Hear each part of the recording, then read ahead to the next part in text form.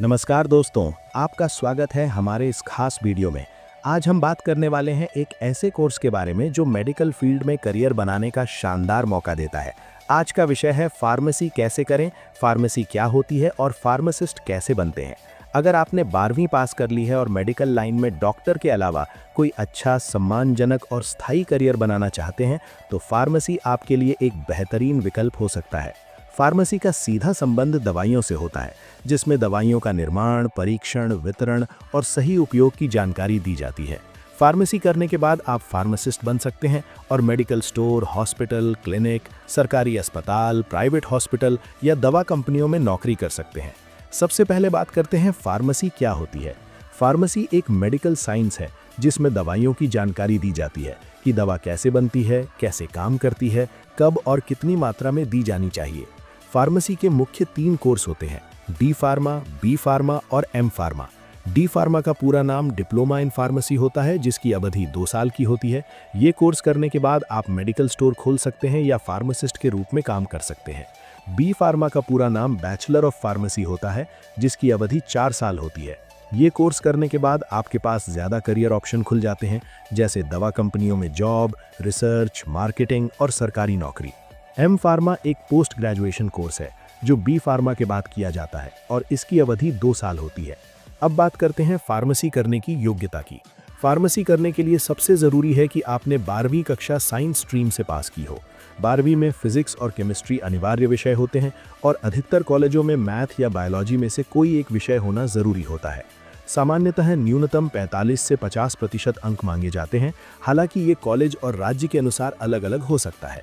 अब अगर बात करें फार्मेसी में एडमिशन की, तो कई कॉलेजों में मेरिट के आधार पर एडमिशन होता है और कई जगह एंट्रेंस एग्जाम के जरिए। कुछ राज्यों में राज्य स्तरीय प्रवेश परीक्षा होती है और कुछ नेशनल लेवल एग्जाम भी होते हैं। डी फार्मा में एडमिशन अपेक्षाकृत आसान होता है, जबकि बी फार्मा और एम फार्मा में प्रतियोगिता थोड़ी ज़्यादा होती है। फार्मेसी कोर्स की फीस की बात करें तो ये कॉलेज और कोर्स पर निर्भर करती है। डी फार्मा की फीस आमतौर पर कम होती है, जबकि बी फार्मा और एम फार्मा की फीस थोड़ी ज़्यादा हो सकती है। सरकारी कॉलेजों में फीस कम होती है और प्राइवेट कॉलेजों में फीस ज़्यादा होती है। अब बात करते हैं फार्मेसी के सिलेबस की। फार्मेसी के दौरान छात्रों को दवाइयों की chemistry, pharmacology, pharmaceutics, pharmacognosy, biochemistry और ह्यूमन एनाटॉमी जैसे विषय पढ़ाए जाते हैं। इसके साथ ही प्रैक्टिकल ट्रेनिंग भी दी जाती है ताकि छात्र वास्तविक जीवन में दवाइयों से जुड़ा काम सही तरीके से कर सकें। अब दोस्तों बात करते हैं फार्मेसी करने के बाद करियर और नौकरी के अवसरों की। फार्मेसी कोर्स पूरा करने के बाद आप एक रजिस्टर्ड फार्मासिस्ट बन सकते हैं। इसके लिए आपको स्टेट फार्मेसी काउंसिल में रजिस्ट्रेशन कराना होता है।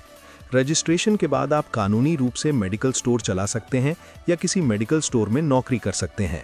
इसके अलावा आप सरकारी अस्पताल, प्राइवेट अस्पताल, नर्सिंग होम, क्लिनिक और हेल्थ सेंटर में फार्मासिस्ट के रूप में काम कर सकते हैं। अगर आपने बी फार्मा या एम फार्मा किया है तो आप दवा कंपनियों में production, quality control, research and development, medical representative और मैनेजमेंट से जुड़े पदों पर काम कर सकते हैं। फार्मेसी के बाद सरकारी नौकरी के भी अच्छे अवसर होते हैं। कई बार राज्य सरकार और केंद्र सरकार फार्मासिस्ट के पदों पर भर्तियां निकालती हैं। इसके अलावा रेलवे, सेना, सरकारी अस्पताल और स्वास्थ्य विभाग में भी फार्मासिस्ट की भर्ती होती है।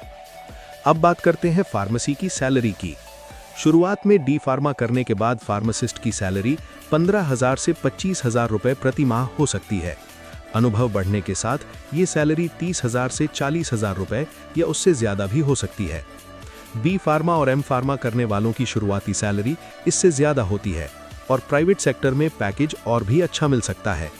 अगर आप खुद का मेडिकल स्टोर खोलते हैं तो कमाई आपकी मेहनत और लोकेशन पर निर्भर करती है और इसमें अच्छी आमदनी की संभावना होती है। फार्मेसी का सबसे बड़ा फायदा ये है कि ये फील्ड हमेशा डिमांड में रहती है, क्योंकि दवाइयों की ज़रूरत कभी खत्म नहीं होती। अगर आप मेहनती हैं और सही जानकारी के साथ इस फील्ड में कदम रखते हैं तो फार्मेसी आपके लिए एक सुरक्षित और सम्मानजनक करियर साबित हो सकती है। अंत में दोस्तों, अगर आप मेडिकल फील्ड में जाना चाहते हैं लेकिन MBBS नहीं कर पा रहे हैं तो फार्मेसी एक बहुत अच्छा विकल्प है। उम्मीद है ये वीडियो आपको फार्मेसी कैसे करें इस विषय पर पूरी और सही जानकारी देगा। अगर आपको ये जानकारी उपयोगी लगी हो तो वीडियो को लाइक करें, शेयर करें और चैनल को सब्सक्राइब ज़रूर करें।